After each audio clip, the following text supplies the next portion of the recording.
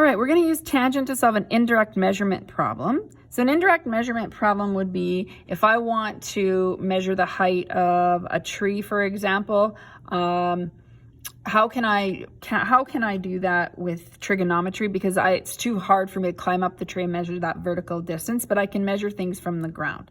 Okay, so example 3 says at a horizontal distance 200 meters from the base of an observation tower, the angle between the ground and the line of sight of the tower is 8 degrees. How high is the tower to the nearest tenth of a meter? So again, you know this is going to be a right triangle ultimately when you draw this. Okay, so a horizontal distance. So the horizontal distance along here is 200 meters. Okay, this takes you to the base of a tower. So my tower must be vertical here.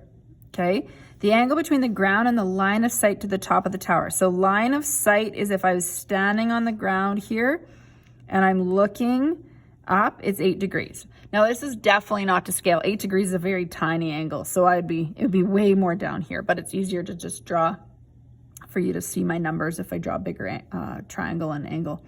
So this is where the right angle is.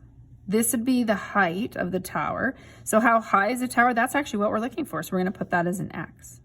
Okay, so even though I can't measure with my measuring tape here, if I can measure my angle that I'm looking up at and how far away I am from that object, right? That's why it's called an indirect measurement question. We can use tangent to find that.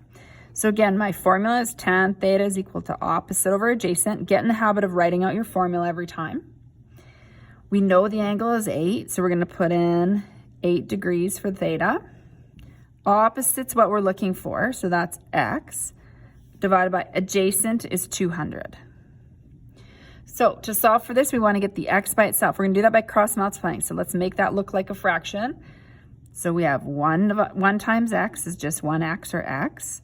Tan 8 times 200, you put that number in front. So 200 tan 8 degrees. Now the calculator is going to do the work for you from here on out. You're going to go 200 tan 8. So again, just the tan button.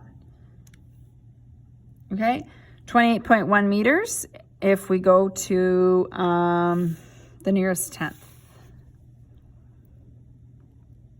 Okay, so I could calculate the height, right, without actually measuring it. So that's what we mean by indirect measurement.